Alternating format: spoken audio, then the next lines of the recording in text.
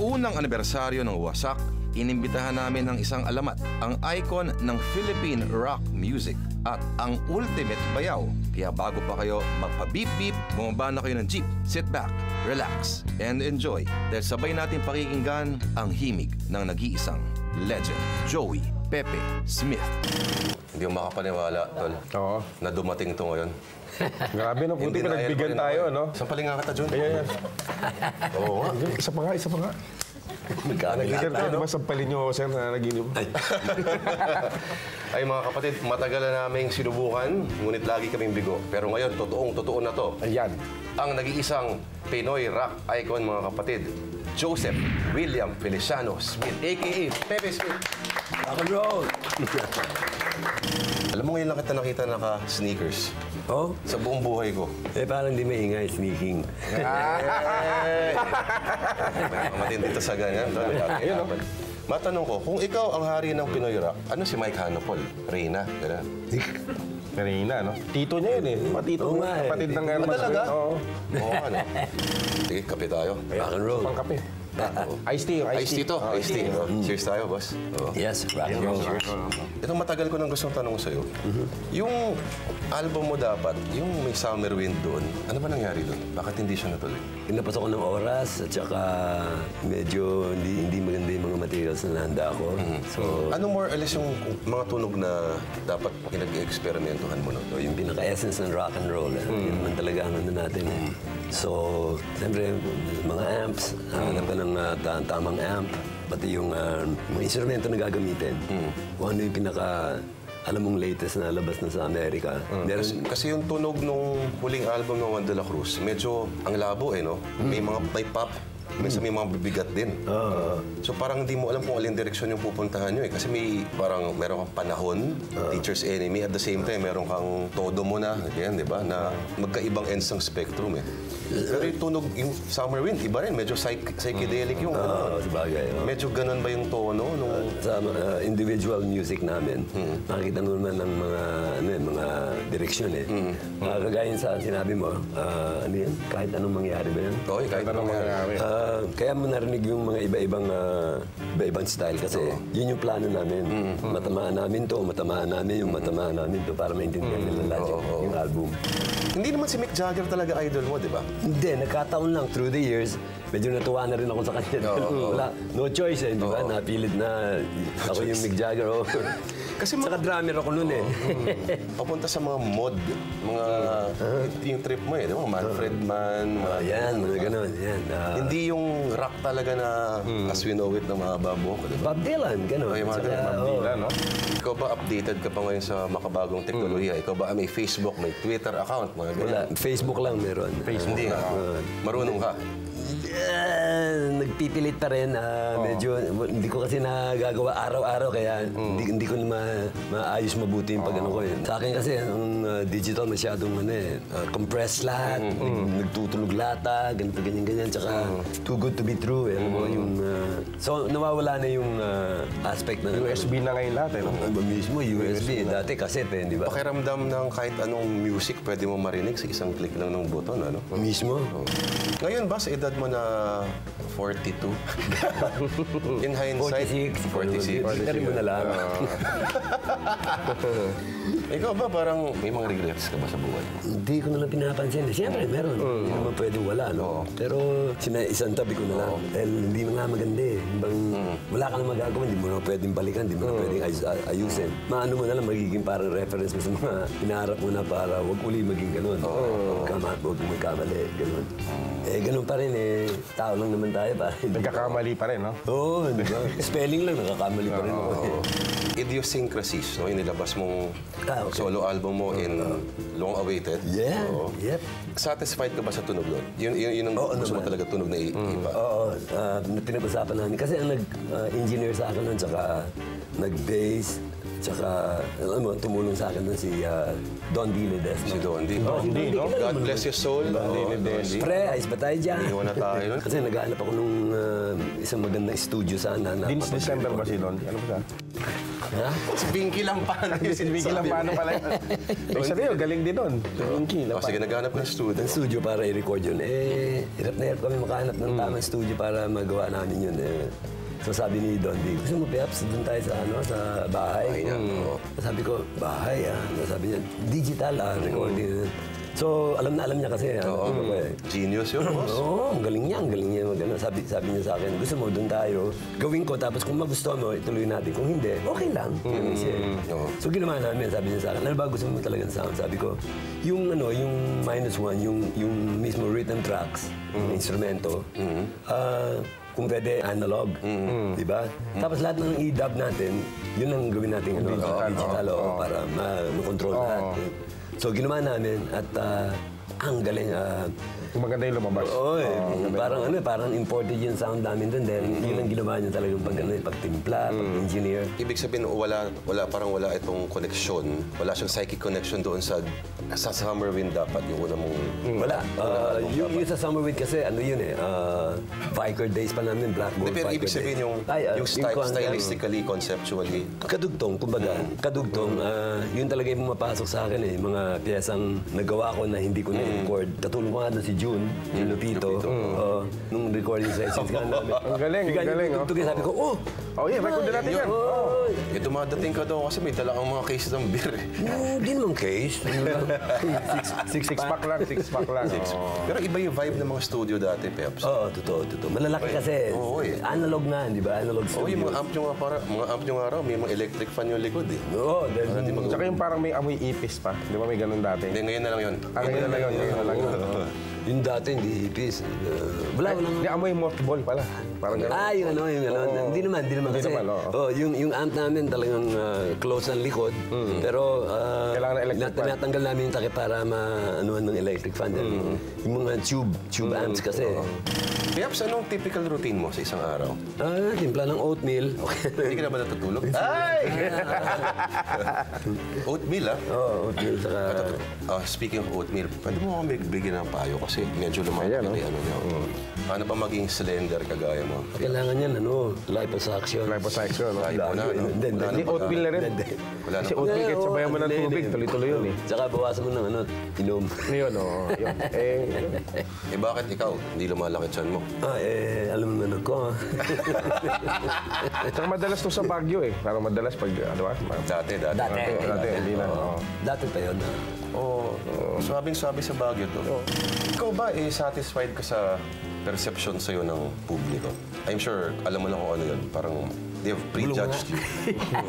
Wala akong magagawa dahil yun kung anong tingin sa akin, ganun, di ba? Hanggang ngayon ba may nahuhumaling pa rin sa mga Ay, oo naman.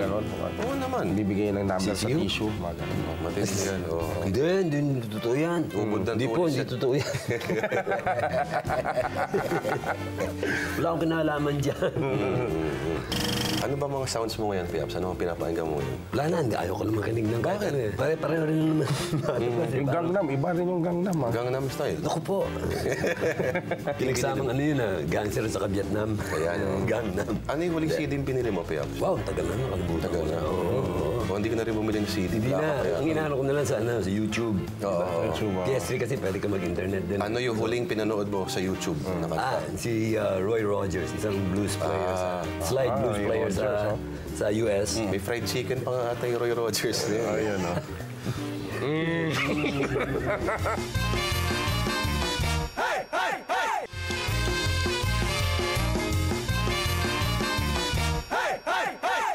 Maraming nag-a-analyze, Pepe, no, na sinasabi nila, may political overtones ba yung mga ginagawa nila ng panahon na yun? Yung sa amin kasi, good time. Alam mo, let's have a good time. Hindi yung namumblema na nga ang bayan. Kadagdagan mo pa, parang gano'n. At saka may mga ibang banda naman na gumagawa ng mga protest songs. So, wala nga naman ano pa ako doon, di ba? At saka ikaw yun. Ikaw yun. Oo, gusto Yun ko ka. yung party time, masaya. Wala na si Bosyo. Wala na si Dondi. Pag may mga... SLN. Pag may mga gumaganon, Tol, anong naramdaman mo? Siyempre, nakakalungkot dahil tropa mo eh. Lagi mong kasama halos araw-araw. Siyempre, nung nawala sila, hindi, alam mo, nipikit ko lang yung mata ko tapos iniisip ko, bakit nagkaganon? Bakit buhay pa ako? Sabagay, no? Hindi, pero hindi ka ba? Hindi ko Piaps, hindi ka ba nagtataka minsan bakit buhay ka ba? Hindi ko lang iniisip dahil baka Hindi ka ba talaga nagbenta? magalit yun nasa taas, bigyan ng ano yan, short short times earth. Hindi ka ba talaga nagbenta? Sabi ko, Lord, thank you so much, Lord. Oo, yun eh. Oo, di ba? Wala na ako masabi pang iba, kundi ang dami ko natutunang mga pagkakamali ko nung past. So, ito na ngayon yung tipong payback time. Ano yung unang-unang kanta mong natutunan gitarahin? Bago yung Juan de la Cruz, meron pa ako na-compose dati ng mga ilang kanta na na-record namin sa Hong Kong. Sa swerte naman, at sa awa ng Diyos, naging #1 sa Hong Kong Top 20 charts for 1.5 months. 19 ano to? 70? 60, hindi, 60s. 60s, Mid-late 60s. 1966, 67. Tapos hindi ko na i-record yung pag-uwi ko rito dahil parang inisip ko, doon na yun eh. Isang Rolling Stones na kanta yun, Get Off My Cloud. Tapos yung A-side nun was yung kinumpose namin ni Tonet Fabi, based ng Downbeats pa ako. Downbeats, yes. Oh, Downbeats pa ako nito. Yung It Won't Be Easy.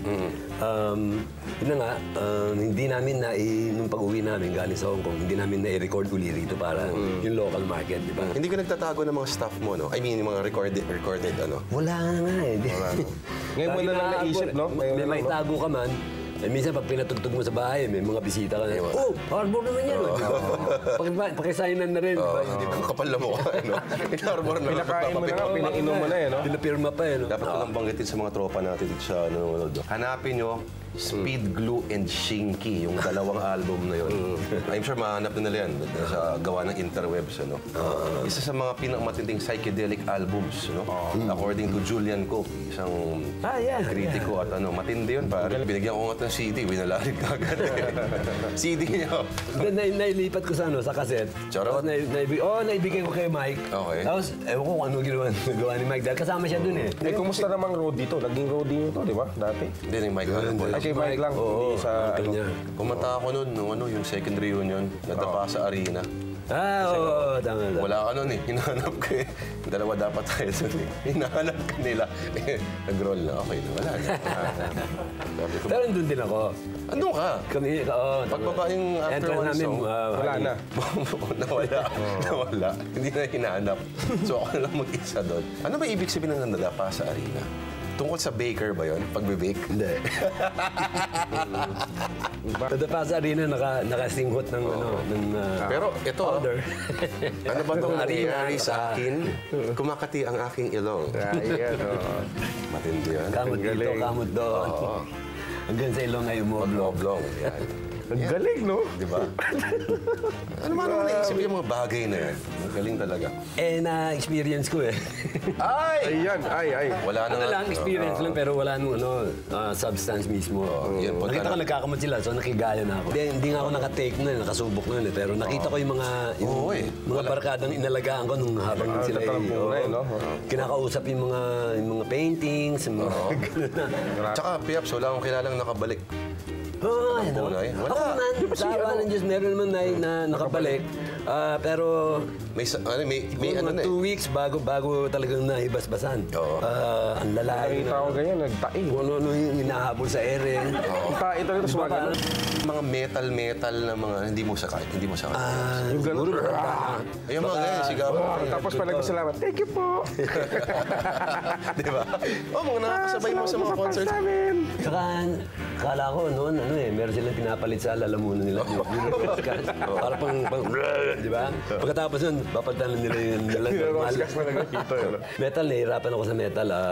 Kahit anong gawin ko, hindi ko man masyado. Naiingayan ka. Maintindihan, Pero alam mo, Masyado maingay. pag in-interview sila, tungkol sa death lagi ang ano eh. Eh, party ka lang, Metal no? at sa- pero pag ini-interview sila, ikaw lagi yung tinuturo nila eh. Yan po ang may kagagawa ng kaya kami nahilig sa ganito. Hinagis ko lang yan, tapos sumakbo na ako. Speaking of that po, kung sakali po, dumating yung panahon na yun, Apo. yung sa lapida nyo, ano yung gusto nyo ilagay doon? Ito si Pepe, nakahimlay dito na napadaan lang galing kung saan para makapagpasaya ng tao, makapag-share ng loobin at lahat. Ako may suggestion ako, hindi na siya magkakasakit. Galing ng gamot na ininom niya. Ano yung pinakamagandang tunog na narinig mo sa buong buhay mo na hindi mo makalimutan? Minsan yung bagpipes. Talaga? Yung drone niya, parang ano mo. O kaya yung talagang amazed ako, yung talagang bilib na bilib ako si Jean-Michel Jarre, electronic keyboardist. Talaga? Oo, wow. Wow, saan galing Lahat ng yun? mga album. Hindi ko na-expect sa'yo yun, ah. Sa lahat po ng inibig ko, kanino po Easy kayo boy. nasaktan? Kailan pa ba natin pag-usapan yun? Oo. Ganon, Jun. Ang hilig mo ng ano, no? Ganon, Showbiz eh.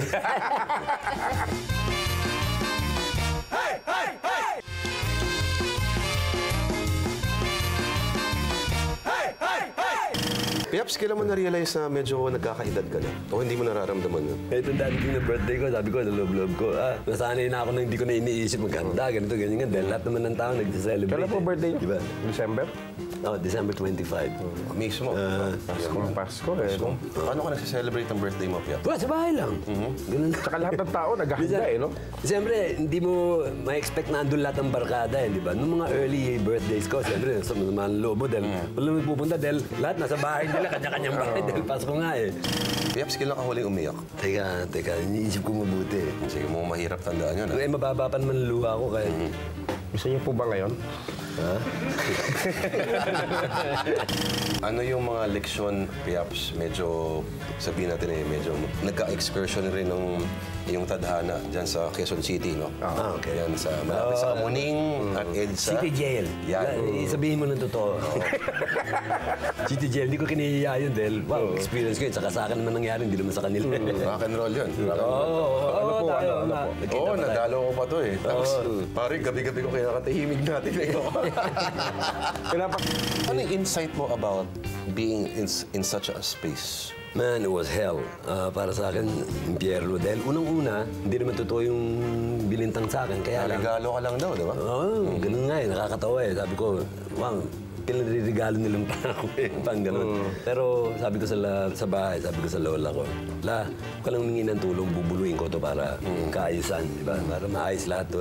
So, 2 years kong binunuhin sa loob ng jail, Quezon City Jail. Nung lumaya ako, isa lang nasa isip ko noon na tipong, dahil na ako babalik dito kahit kailan, di ba?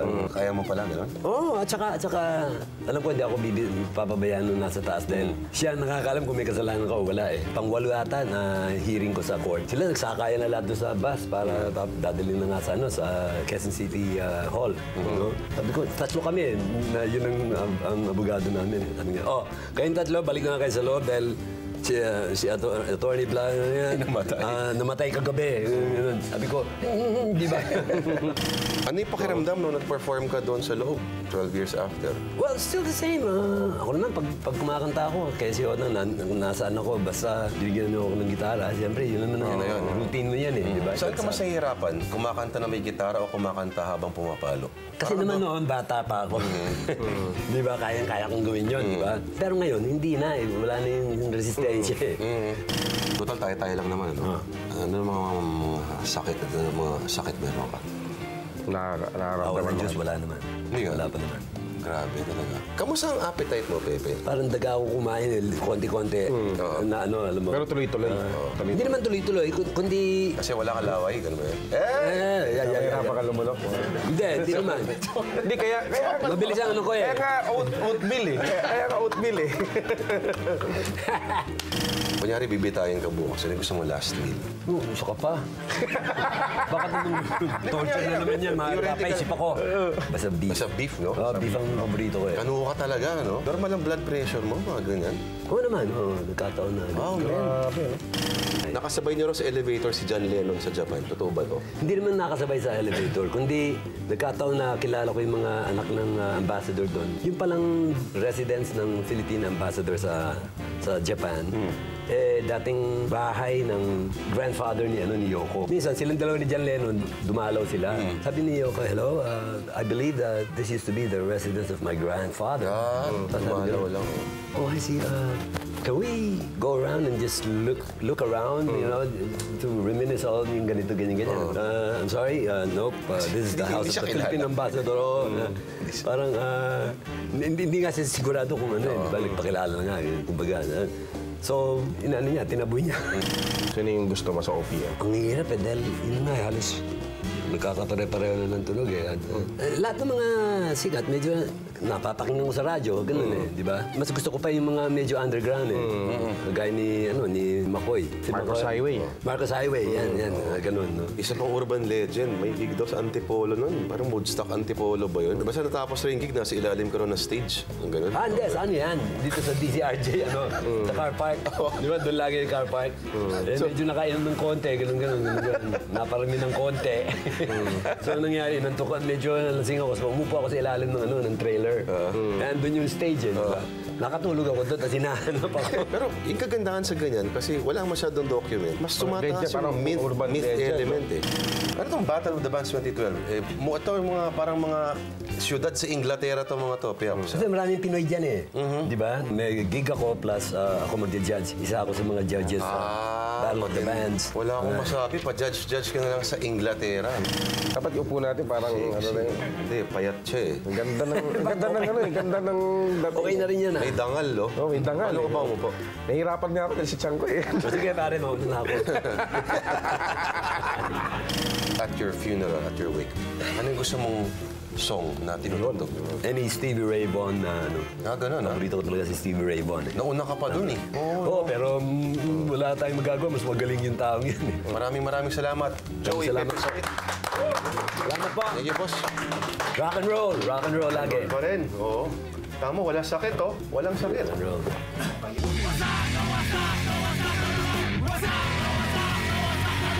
What's up?